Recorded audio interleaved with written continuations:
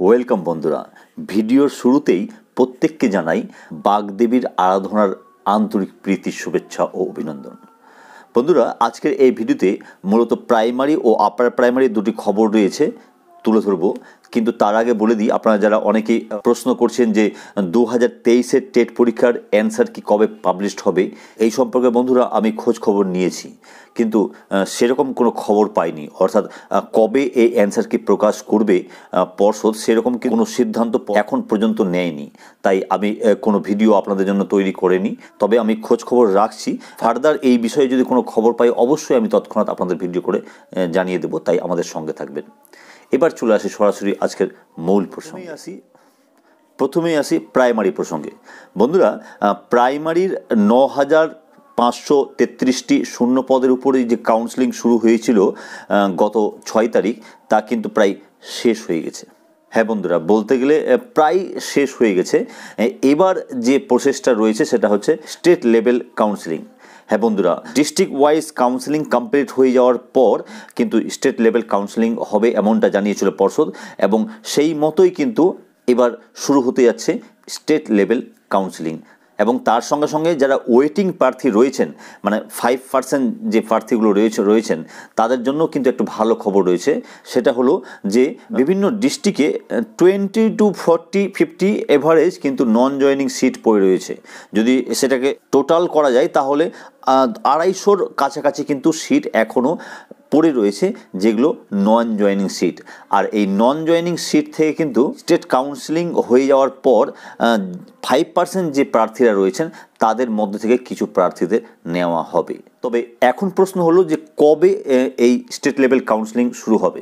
দেখুন বন্ধুরা, আমরা গত সোমবার যে খোঁজ খবর নিয়েছিলাম সেখানে যেটা জানানো হয়েছিল যে সরস্বতী পূজার মধ্যেই, আমি এর আগেও ভিডিও করে আপনাদের জানিয়েছি যে 13 তারিখের মধ্যেই কাউন্সেলিং কমপ্লিট হয়ে যাবে। আমি আজ থেকে প্রায় 10-12 দিন আগেই ভিডিও করেছি। আমার ভিডিও যারা রেগুলার দেখেন আপনারা জানেন, আর এই চ্যানেলে চেষ্টা করি অথেন্টিক খবর দেওয়ার। সেই মতো কিন্তু 13 তারিখের মধ্যে কাউন্সেলিং প্রায় কমপ্লিট হয়ে গেছে, এবং 14 তারিখ আজ সরস্বতী পুজোর ছুটি রয়েছে। কাল থেকে অর্থাৎ 15 তারিখ থেকে যা খবর পাচ্ছি, 15 থেকে 20-22 তারিখের মধ্যেই আপনাদের স্টেট লেভেল কাউন্সেলিংয়ের প্রক্রিয়া কিন্তু শুরু হয়ে যাবে, এমনটাই কিন্তু আমি খবর পেয়েছি। অর্থাৎ কালকের পর আপনাদের যে কোনো সময়ে কিন্তু নোটিফিকেশান দিয়ে জানিয়ে দেওয়া হবে স্টেট লেভেল কাউন্সেলিং কবে থেকে শুরু হচ্ছে, কটার সময় শুরু হচ্ছে, কোথায় হচ্ছে, যাবতীয় বিস্তারিত আপনাদের জানিয়ে দেওয়া হবে। তাই একটু অপেক্ষা করুন, 15 থেকে 20-22 তারিখের মধ্যেই কিন্তু আপনারা সব কিছু জেনে নেবেন। এবং কি আপনাদের এটাও বলে রাখি যে আপনাদের এই ফেব্রুয়ারি মাসের মধ্যেই জয়েন করিয়ে দেওয়া হবে। আমি কিন্তু এই খবরটি আজ থেকে 15-20 দিন আগে থেকেই বলে আসছি। তাই বলতে গেলে ওয়েটিং যে সমস্ত প্রার্থীরা রয়েছেন তাদের মধ্যে থেকেও কিছু প্রার্থী কিন্তু এবার প্রাথমিকের শিক্ষক হতে যাচ্ছে। এবার আসি আপার প্রাইমারি প্রসঙ্গে। বন্ধুরা, আপার প্রাইমারির কিন্তু ফার্স্ট কাউন্সেলিং ইতিমধ্যেই কমপ্লিট হয়ে গেছে, কিন্তু তাদের নিয়োগ দিতে পারবে না কমিশন, কারণ কোর্টের এমনই নির্দেশ রয়েছে। অর্থাৎ তাদের কাউন্সেলিং করানো গেলেও নিয়োগ কিন্তু কমিশন দিতে পারবে না যতক্ষণ না কোর্ট অনুমতি দিচ্ছে। তবে সেকেন্ড কাউন্সেলিং কিন্তু এখনও বাকি রয়েছে।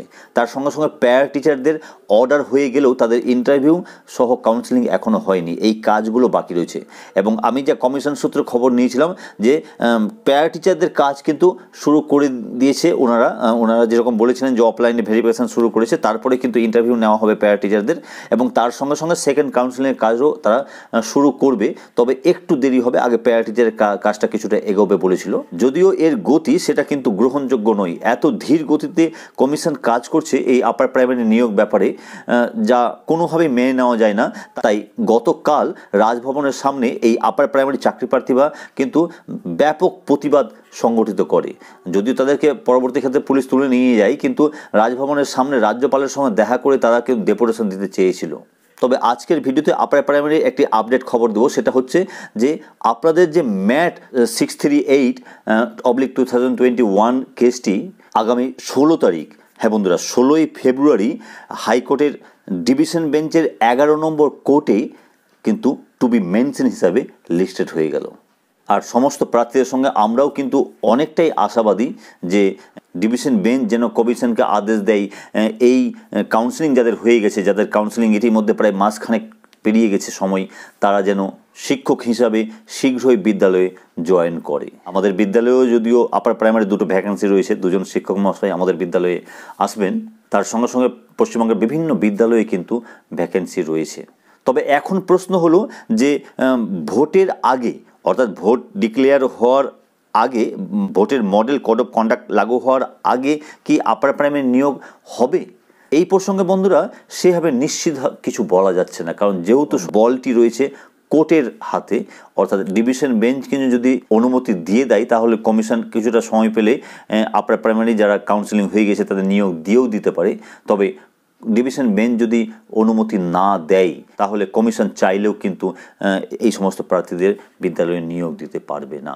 তবে হ্যাঁ, কমিশন কিন্তু সেকেন্ড কাউন্সেলিং সহ প্যারা টিচারদের প্রক্রিয়াগুলি এগিয়ে নিয়ে যেতে পারবে, এটা কমিশনের হাতে রয়েছে। তো দেখা যাক পরবর্তী কী আপডেট এর উঠে আসে। আমি চেষ্টা করব যে কোনো আপডেট পেলেই আপনাদের এই চ্যানেলে তুলে ধরার। তাই যদি সম্ভব হয় চ্যানেলটিকে সাবস্ক্রাইব করে পাশে আসা বেল আইকন প্রেস করে অল করে আমাদের সঙ্গে থাকতে পারেন। আর ফেসবুক থেকে যারা এই ভিডিওটি দেখছেন তারা পেজটিকে ফলো করে রাখতে পারেন। তাহলে দেখা হচ্ছে পরবর্তী ভিডিওতে। ততক্ষণের জন্য সকলে ভালো থাকুন ও সুস্থ থাকুন। ধন্যবাদ।